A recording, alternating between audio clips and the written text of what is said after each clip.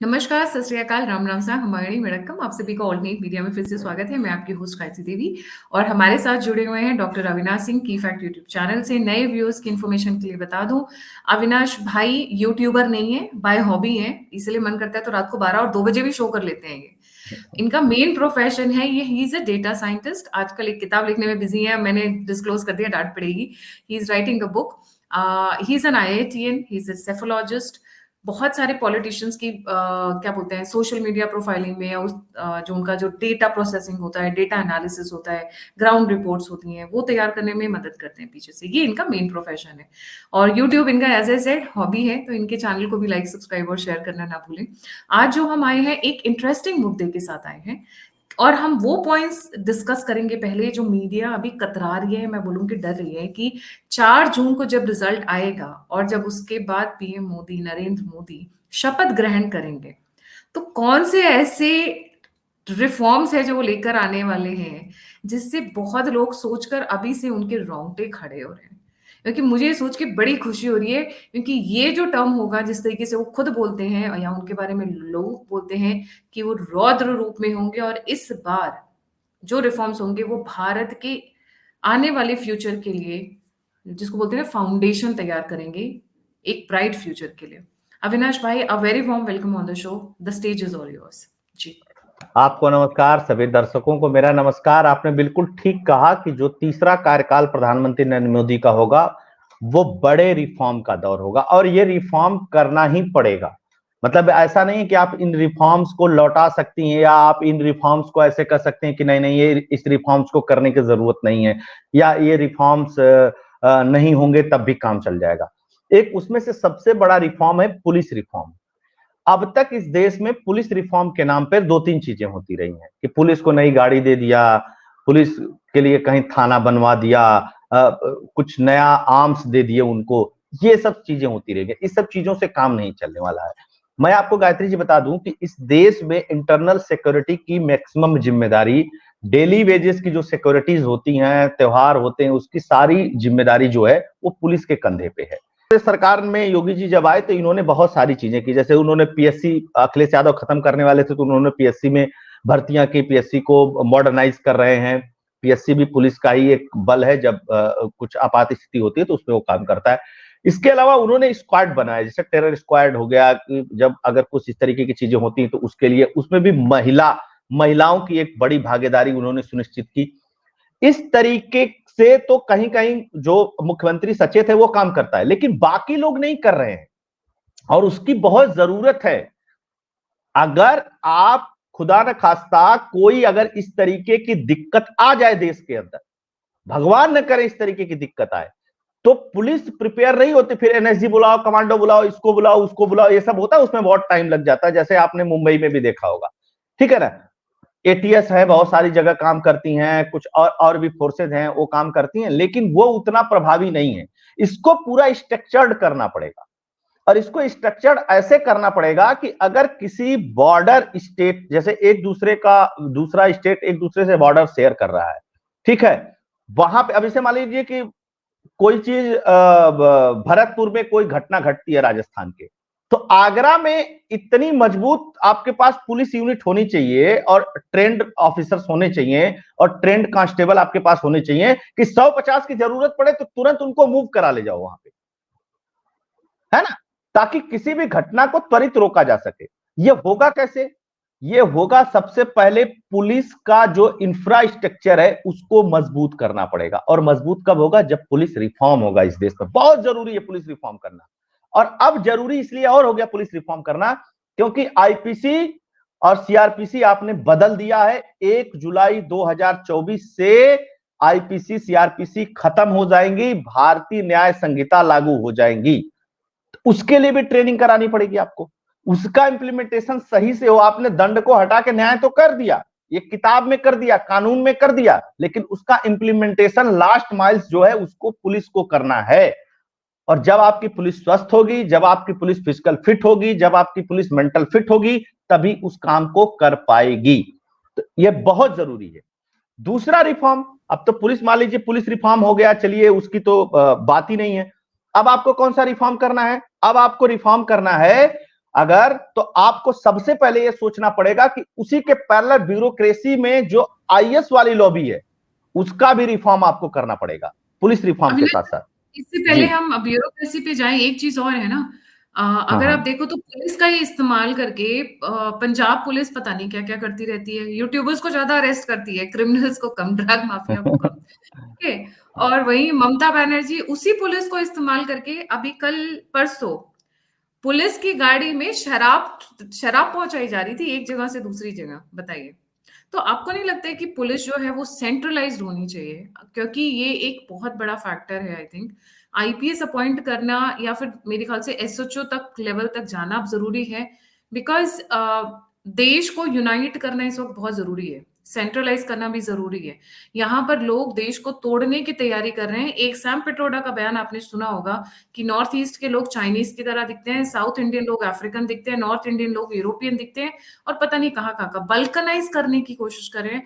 और इसमें जब लोकल पुलिस लोकल पॉलिटिशियंस के नीचे आ जाती है तब मुद्दे खराब होते हैं, तब वहां पर चीजें खराब होती हैं। और ये ही पुलिस वाले कई कई बार हमने देखा है आर्मी ऑफिसर्स को कितना परेशान करते हैं, specially in the context of जब बांग्लादेश बना था और जिन आर्मी ऑफिसर्स ने इंदिरा गांधी को मदद की थी उनको हॉन्ट किया था इंदिरा गांधी ने पुलिस का इस्तेमाल करके, पंजाब और पता नहीं कहाँ कहाँ एरियाज में। शाह मानेकशॉ जी को तो उनको पेंशन नहीं दी थी, वो तो बात की है, बट लोकल पुलिस को इस्तेमाल करके कितना हॉन्ट किया था इन्होंने। जी अविनाश भाई। देखिए मैं एक आपको बता दूं कि जो स्ट्रक्चर है उस स्ट्रक्चर में सेंटर के पास पुलिस है, सेंटर के पास अर्धसैनिक बल भी है, सब कुछ है सेंटर के पास। देखिए आप सेंट्रलाइज पुलिस को नहीं कर सकते, इसको इस तरीके से समझिए। क्यों नहीं कर सकते? इसमें बहुत सारे कॉम्प्लिकेशंस हैं। आप जब पुलिस को सेंट्रलाइज कर देंगे ना, तो पुलिस के पास जवाबदेही खत्म हो जाएगी और जो प्रदेश में सरकार चलेगी उसका कोऑर्डिनेशन खत्म हो जाएगा। दोनों चीजें खत्म हो जाएगी। कोई भी घटना होगी, आदमी कह देगा कि मोदी की पुलिस है, मैं क्या करूं। जैसे दिल्ली के अंदर होता है, कोई भी घटना घटती है तो केजरीवाल उसकी जिम्मेदारी नहीं लेते हैं, वो अलग हट जाते हैं। उसके अलावा अलग अलग प्रदेश के अलग अलग लॉ है, इस बात को भी समझने की, क्योंकि वहां पे एक विधानसभा बैठती है जो अपने प्रदेश के लिए भी बहुत सारे लॉ बनाती है। तो पुलिस को तो सेंट्रलाइज नहीं किया जा सकता है, उसके पीछे बहुत सारी कॉम्प्लिकेशन है। अगर मैं डिस्कस करूंगा तो बहुत लंबा हो जाएगा वीडियो। लेकिन आप रिफॉर्म नहीं कर, आप एक चीज देखिए, सेना के टेम्परामेंट में, अर्धसैनिक बल के टेम्परामेंट में, स्पेशल फोर्सेस के टेम्परामेंट में और साधारण पुलिस के टेम्परामेंट में और एक होमगार्ड के टेम्परामेंट में सब आदमी ही है। डिफरेंस क्यों हो जाता है?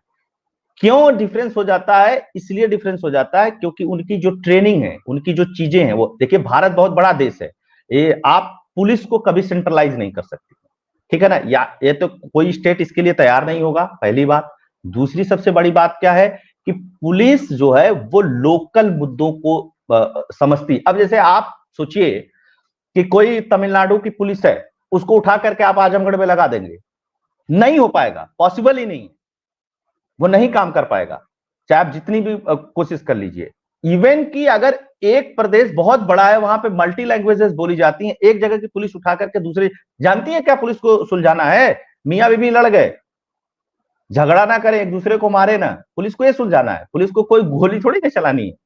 इसके लिए जो जो चीजें आप बता रही हैं, अगर उसको रोकना है तो उसके लिए हमारे पास जो है वो स्पेशल फोर्सेस की तादाद बढ़ानी पड़ेगी, कैपेबल फोर्सेस की तादाद बढ़ानी पड़ेगी। वो कैपेबल फोर्सेस की तादाद कैसे बढ़ेगी? जब आप पुलिस रिफॉर्म करके उनको मॉडर्नाइज करेंगे। आप मॉडर्नाइज कर देंगे, कोई प्रॉब्लम नहीं होगी, कोई दिक्कत नहीं होगी, फिर आप उनको मूव करा सकते हैं एक जगह से दूसरी जगह पे इजिली। तो ये वाला कॉन्सेप्ट तो नहीं चल सकता कि आप पुलिस को सेंट्रलाइज कर दीजिए, पुलिस लोकलाइज ही रहे। लेकिन पुलिस 14 घंटा आपसे काम करा देंगे तो आप अपने पति से लड़ पड़ेगी, आप अपने बच्चे को मारने लगेगी। पुलिस की क्या गलती इसमें? ब्यूरोक्रेसी। देखिए ब्यूरोक्रेसी में जो जो अब देखिए, पुलिस को आप रिफॉर्म करेंगी तो उसके के साथ साथ आपको ब्यूरोक्रेसी में रिफॉर्म होना पड़ेगा। क्यों होना पड़ेगा? क्योंकि देखिए लैंड का मैटर आता है तो वहां पुलिस आती है, लेकिन लैंड का एग्जैक्ट मैटर जो है वो, चूंकि आईपीएस भी ब्यूरोक्रेसी का ही पार्ट होता है, तो आप एग्जैक्ट ब्यूरोक्रेसी नहीं कर सकती हैं। पुलिस में भी जो टॉप फॉर्म है वो उसी का पार्ट है। अब देखिए जो आईएएस है, अगर आप आईएएस के संदर्भ में ब्यूरोक्रेसी समझ रही हैं, तो आईएएस जो है वो एक जिले में आकर के बैठ रहा है, और उसके भी ऊपर भी लॉ एंड ऑर्डर की जिम्मेदारी होती है।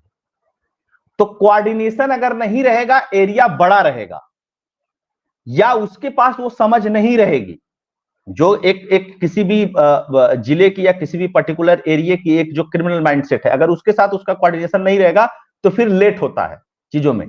कि आप सुनी होंगे कि यहां पे कार्रवाई करनी थी, डीएम का आदेश नहीं आया। आदेश डीएम को अगर देना है तो फिर उसका कोऑर्डिनेशन बहुत अच्छा होना चाहिए और उसके लिए रिफॉर्म होना चाहिए, और रिफॉर्म होना चाहिए, टेक्निकली भी रिफॉर्म होना चाहिए। एक चीज। दूसरी चीज कि ये जो ट्रांसफर पोस्टिंग का खेल है ना, इसको काफी हद तक तो मोदी जी ने कम किया है, लेकिन इसको और कम करने की जरूरत है। अगर आप किसी को किसी डिस्ट्रिक्ट में भेज रहे हैं तो बहुत सोच समझ करके भेजिए और उसको वहां रह करके कुछ दिन काम करने दीजिए। तीसरी चीज कि आपको एक्सपर्ट्स लाने पड़ेंगे। अब आप सोचिए कि ब्यूरोक्रेसी के भरोसे और पुलिस के भरोसे आप साइबर थाने चला लीजिए तो आप नहीं चला पाएंगे।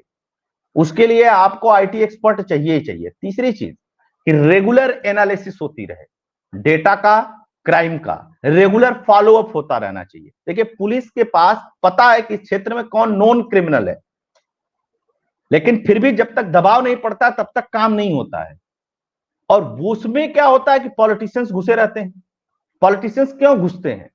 पॉलिटिशियन इसीलिए घुसते हैं क्योंकि पुलिस को भी बहुत सारे तरीके का डर रहता है, उसको भी बीवी बच्चा पालना है, वो भी सस्पेंड हो जाएगा तो ये हो जाएगा तो वो हो जाएगा। लेकिन अगर मानसिक स्थिति सही रहेगी और कोऑर्डिनेशन रहेगा आईएएस के बीच में और आईपीएस के बीच में, और वो कोऑर्डिनेशन नीचे तक चलेगा, तो आप मान करके चलिए कि जो जनता परेशान होती है ना, वो परेशान होना बंद हो जाएगी। अच्छा, ये दोनों रिफॉर्म कर लेंगे तो आपको एक रिफॉर्म और करना पड़ेगा। वो रिफॉर्म आपको करना पड़ेगा जुडिशरी में, क्योंकि अल्टीमेटली मामला जाना है जुडिशरी में ही। समझ रही है ना? जब तक आप जुडिशरी में नहीं जाएंगी, जुडिशरी में रिफॉर्म नहीं। अब जुडिशरी में बहुत रिफॉर्म करना है। एक तो इंफ्रास्ट्रक्चर के ऊपर बहुत बड़ा काम करना है जुडिशरी के अंदर भी। दूसरी चीज की मॉडर्नाइज करना है। तीसरी चीज की एक इनिशिएटिव लिया गया था कि किसी भी स्टेट में क्राइम हो, एक क्राइम रिपोजिटरी बनेगी, एक सेंट्रलाइज डेटा बनेगा ताकि वो व्यक्ति किसी भी स्टेट में हो वो ट्रैक किया जा सके। तो एक तो जितने भी क्रिमिनल हैं उन क्रिमिनल्स की जो नेशनल आइडेंटिटी कार्ड है आधार के रूप में वो फीड हो उसमें, और वो कहीं भी क्राइम करते हैं तो वहां से पता चल जाए। आज आप सोचिए कि आपको पासपोर्ट बनाना है, आपने किसी प्रदेश में क्राइम किया है, वहां का डेटा ही नहीं है, लोकल पुलिस रिपोर्ट लगा के भेज देगी आपका सब कुछ बढ़िया है। ये तो गलत है ना।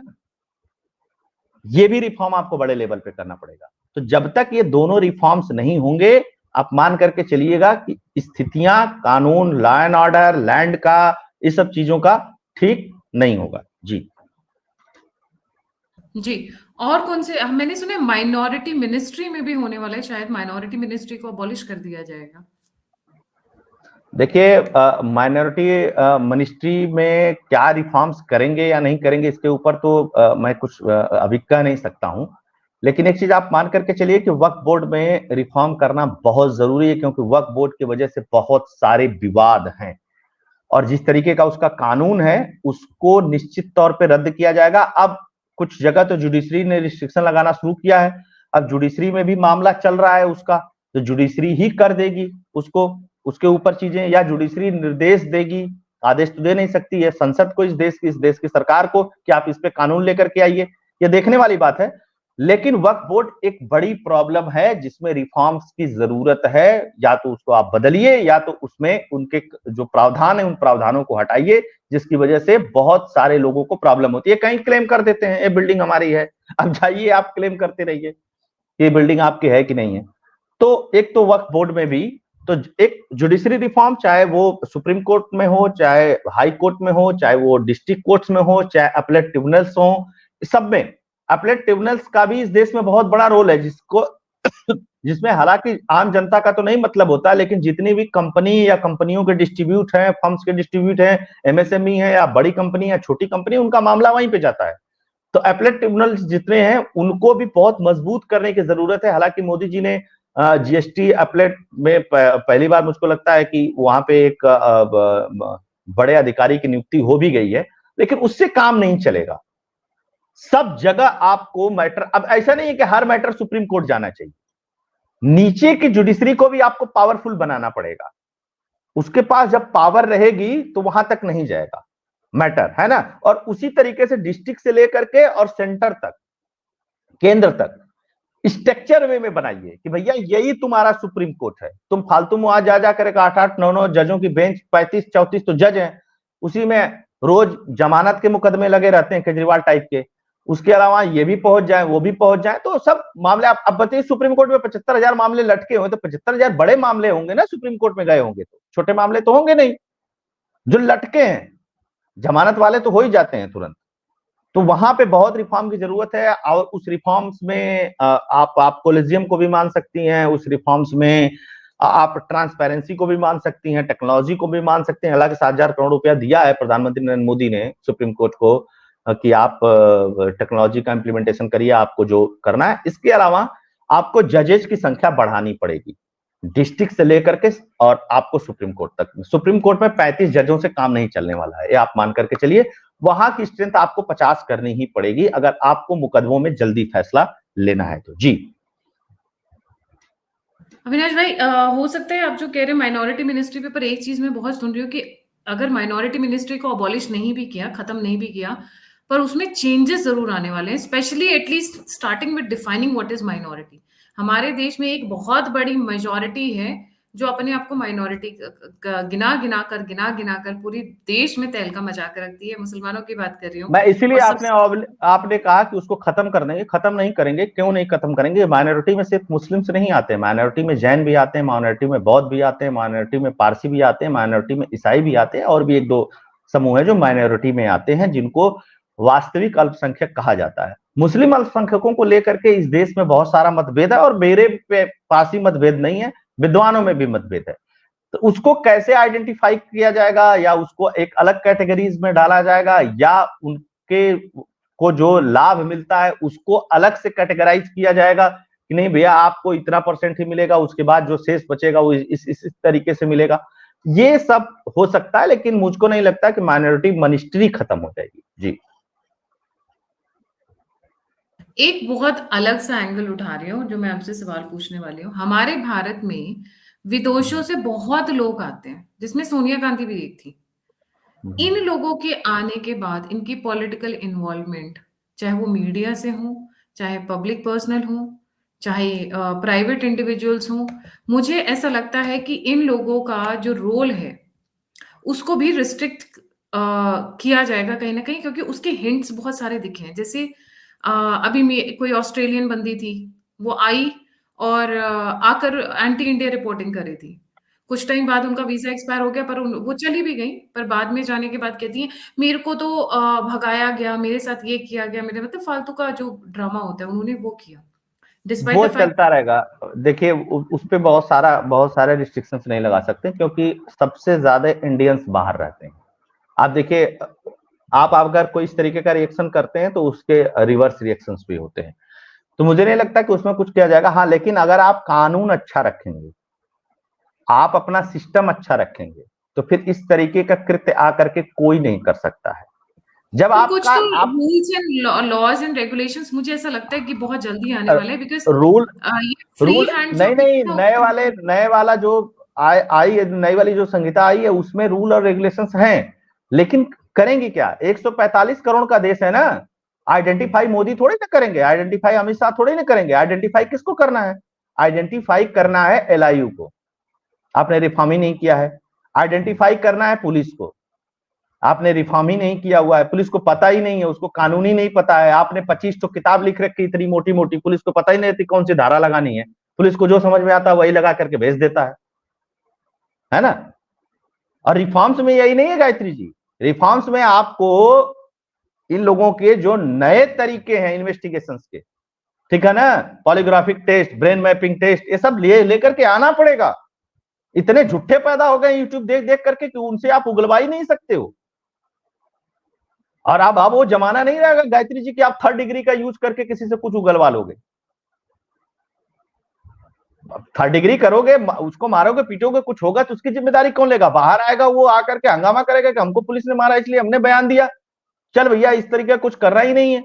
पूछना है तो आपको brain mapping test, polygraphic test कराना ही पड़ेगा। और ये हर डिस्ट्रिक्ट लेवल पे इसके लिए लैब बनानी पड़ेगी, फॉरेंसिक लैब बनानी पड़ेगी आपको। ये नहीं कि यहाँ टेस्ट हुआ फिर अब वो गया है हैदराबाद लैब में तो फिर वो 15 दिन बाद आएगा, ये बंद करना पड़ेगा। जी अविनाश भाई, और कौन से आपको रिफॉर्म्स दिख रहे हैं जो बड़े लेवल पर आ सकते हैं इनके अलावा? देखिए देखिए, एक तो महिलाओं को लेकर के भी बहुत सारे रिफॉर्म्स होने चाहिए इस देश में, उनके एजुकेशन को लेकर के, उनकी अपब्रिंगिंग को लेकर के, उनको अपॉर्चुनिटीज को लेकर के, ठीक है ना। ये बहुत जरूरी है। उन्होंने बहुत सारे सशक्तिकरण के माध्यम तो चला दिए, लेकिन अब उनको मुख्य धारा से जोड़ना है। आप विडंबना है इस देश की कि इस देश की आधी आबादी, इस देश की जो आधी आबादी है उसमें जो 25-30% बहुत बड़ा कंट्रीब्यूशन देश के अंदर महिलाएं कर सकती हैं, चाहे वो एग्रीकल्चर के सेक्टर में कर सकती हैं, चाहे वो आईटी के सेक्टर में कर सकती हैं, मेडिकल के सेक्टर में कर सकती हैं, पॉलिटिक्स के सेक्टर में कर सकती हैं, उनका यूज ही नहीं हो रहा है। तो एक तो उनको अपॉर्चुनिटी देना, उनको लेकर के आना, और ये कब होगा? ये तब होगा जब महिलाएं इस तरीके के सुरक्षित माहौल को महसूस करेंगी, है ना। जब उनको लगेगा कि मैं रात में भी नौकरी करने जाती हूं तो कोई प्रॉब्लम नहीं है, तब वो करेंगे। देखिए गायत्री जी, एक चीज दूसरी चीज से जुड़ा होता है। आपने उत्तर प्रदेश में योगी आदित्यनाथ 2022 में जीत करके आए तो किसी काम के भरोसे नहीं जीत करके आए थे, सिर्फ और सिर्फ सुरक्षा के भरोसे जीत करके आए थे। कि जब से योगी जी आए हैं लॉ एंड ऑर्डर सुधर गया है। अब रात में 8 बजे महिलाएं निकल करके जाती हैं और घूम करके चली आती हैं, चेन स्नैचिंग नहीं होती है, फबतियां नहीं कसी जाती हैं, उनके साथ दिक्कतें नहीं होती हैं। तो जब आप लॉ एंड ऑर्डर अच्छा करते हैं, जब आप इस तरीके की व्यवस्थाएं अच्छा करते हैं, उसमें और सुधार करते हैं, फिर महिलाएं निकल करके आती हैं, उनके लिए अपॉर्चुनिटी होती है। आप ये बात बताइए कि एक घर में 5 पुरुष हैं और उसी घर में 5 महिलाएं, ठीक है। महिलाओं के पास, महिला बहुत काम करती हैं, ऐसा नहीं है कि महिला अगर जॉब नहीं कर रही तो वो यूजलेस है, बहुत काम करती हैं महिलाएं, पुरुषों से कम काम नहीं करती हैं भारत की महिलाएं। खाना बनाना, परिवार संभालना, घर संभालना, बच्चे संभालना, सारे काम करती हैं। लेकिन ये एक सर्टेन पीरियड ऑफ टाइम का काम है। उसके बाद जैसे बच्चे बड़े हो गए, उसके बाद जब उनके पास समय बचता है, उन समय का कैसे सदुपयोग करें, है ना। एजुकेशन को उनके बढ़ावा देना, ये सब चीजें करनी पड़ेगी। एक मैटर और इस देश में बहुत बड़ा है, जिसकी उम्मीद है कि लोग मोदी जी ही उसको सॉल्व कर सकते हैं। पीओके का एक मैटर है, वो कैसे सॉल्व होगा वो देखने वाली बात है। इसके अलावा एग्रीकल्चर रिफॉर्म्स लेकर के आए मोदी जी, उसमें बहुत दिक्कतें हुई। फिर उसके बाद आप फिर किसानों का आप देख ही रहे हैं क्या हो रहा है। एग्रीकल्चर रिफॉर्म्स फिर से लेकर के आना ही पड़ेगा मोदी जी को। वो 3 कानून आएंगे कि नहीं आएंगे वो एक अलग बात है, लेकिन आपको फूड प्रोसेसिंग यूनिट को लगाना पड़ेगा, आपको बहुत सारे नियम कानून बनाने पड़ेंगे, आपको फसलों में जो अननेसेसरी कीटनाशक पड़ रहे हैं उसको रोकना पड़ेगा, फर्टिलाइजर्स का जो मैक्सिमम यूज है उसको रोकना पड़ेगा। इन सब चीजों के लिए आपको एक बड़ा इंफ्रास्ट्रक्चर बनाना पड़ेगा। और आज मोदी जी रिफॉर्म करेंगे तो 20 साल के बाद इंडिया का एग्रीकल्चर सेक्टर एक बड़ा मार्केट बनेगा अंतरराष्ट्रीय लेवल पे, राष्ट्रीय छोड़ दीजिए। तो वहां पे भी आपको एग्रीकल्चर में भी बड़ा रिफॉर्म्स करना पड़ेगा। आप चाहे गोदाम बना करके करिए, चाहे एफसीआई को और मजबूत करिए, चाहे आप उसमें कुछ प्राइवेटाइजेशन करिए, कुछ भी करिए, करना पड़ेगा। लेकिन आपको बिना उसके, क्योंकि देखिए बेरोजगारी एक बहुत बड़ा मुद्दा है, और उसको अगर आपको हल करना है तो आप सिर्फ नारा दे करके राहुल गांधी की तरह नहीं हल कर सकते कि हमने सरकारी नौकरी 5 लाख दे दिया या 15 लाख दे दिया तो उससे मुद्दा सॉल्व हो जाएगा। आपको इंडस्ट्री बेस बढ़ाना पड़ेगा। आप अगर वर्ल्ड की 3rd लार्जेस्ट इकोनॉमी बनना चाहते हैं तो कैसे बनेंगे? बतौलेबाजी से नहीं बनेंगे, बतौलेबाजी से। उसके लिए आपको काम करना पड़ेगा, और उसके लिए आपको टाटा जैसा, बिरला जैसा, अडानी जैसा, अंबानी जैसा कम से कम 100 से अधिक लोग पैदा करने पड़ेंगे इस देश के अंदर। और वो कब पैदा होंगे? जब डिफरेंट सेक्टर्स में आप रिफॉर्म करेंगे तब पैदा होंगे। ऐसे नहीं पैदा होंगे कि आप बात कर रहे हैं बस पैदा हो गए। जी जी अविनाश भाई, कोई और ऐसा मुद्दा है जिस पे आप रोशनी डालना चाहेंगे? या देखिए, ये मतलब ये हो सकता है कि जो रिफॉर्म्स की मैं बात कर रहा हूं ये बड़े चार्मिंग ना लगे लोगों को, बड़े मतलब जोशीले ना लगे, लेकिन इसी पे भारत की नींव टिकी हुई है ना। जैसे जिस तरीके से धर्म जागृति, धर्म जागरण और ये सब सारी चीजें हैं, बहुत लोगों को लगेगा कि 2025 में मोदी जी पीएम, 24 में पीएम बनने के बाद मोदी जी मथुरा का मुद्दा सॉल्व कर देंगे, और बनारस का मुद्दा सॉल्व कर देंगे, ये तो बहुत बचकानी बात है।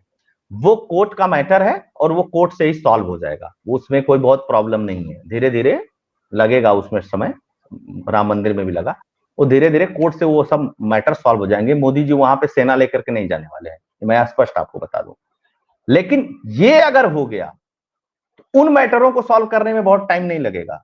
वो तो सब मैटर अपने मतलब कब्जे के मैटर है वो, तो उसको जुडिशरी से सॉल्व कराएंगे मोदी जी। लेकिन बाकी सब सारी चीजें करनी बहुत जरूरी है, क्योंकि फिर से वही स्थिति पैदा हो जाएगी मनमोहन सिंह के लास्ट कार्यकाल वाली, अनऑर्गेनाइज हो जाएगा सब कुछ।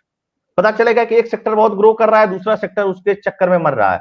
लेकिन एक सेक्टर बहुत ग्रो करना चाहता है, दूसरा सेक्टर उसमें मदद नहीं कर रहा है। आपको सब जगह आपको इंडस्ट्री बेस बढ़ाना पड़ेगा, आपको नया एनर्जी पॉलिसीज बनानी पड़ेंगी, एनर्जी के लिए नए तरीके से आपको सोचना पड़ेगा। देश बहुत बड़ा है, देश बहुत छोटा थोड़ी ना है। हमको 2 करोड़ 5 करोड़ वाले जर्मनी और फ्रांस थोड़ी ना है, हम 150 करोड़ वाले हैं। 150 करोड़ वाले की उपयोगिता, 150 करोड़ वाले की संभावना और 150 करोड़ वाले की जरूरतें दूसरी होती हैं, है ना। हम 1-1 लीटर पेट्रोल खर्च करेंगे ना, तो हम 150 लीटर पेट्रोल खर्च कर देंगे, 150 करोड़ लीटर पेट्रोल खर्च कर देंगे। और अगर फ्रांस वाले 5-5 लीटर भी करेंगे ना, तो 30 ही 40 करोड़ पेट्रोल खर्च करेंगे। ये अंतर है हमारे और उनके, तो उनसे आप नहीं छीन सकते। दूसरी चीज की कल्चरल, हमारा देश बहुत डिफरेंट डिफरेंट रीजन में डिफरेंट डिफरेंट कल्चर्स हैं, उनको प्रोटेक्ट करके वहां से रोजगार पैदा करना, मंदिर इकोनॉमी को और मजबूत करना हर स्टेट की, ये सब सारी चीजें आपको और बेहतर करनी पड़ेगी। जी बिल्कुल। Thank you so much Avinash भाई फॉर जॉइनिंग। जाने से पहले सभी व्यूअर्स से रिक्वेस्ट है, अगर आप मुझसे कनेक्ट करना चाहते हैं तो गायत्री टीएएम और अविनाश भाई का channel the key fact YouTube channel please like, subscribe और शेयर करना ना भूलें। अगर आप मुझे कंट्रीब्यूट करना चाहते हैं तो यूपीआई स्क्रीन के ऊपर है। फीडबैक देना चाहते हैं, जुड़ना चाहते हैं, सभी लिंक्स डिस्क्रिप्शन बॉक्स में। इनका चैनल जरूर सब्सक्राइब कर लेना, बहुत अच्छा काम कर रहे हैं, बहुत अच्छी बात करते हैं। सो इनका अविनाश भाई का चैनल की fact YouTube channel, don't forget to like, subscribe and share once again. इसी के साथ जय हिंद, जय श्री राम, हर हर महादेव। जय हिंद, जय श्री राम, हर हर महादेव।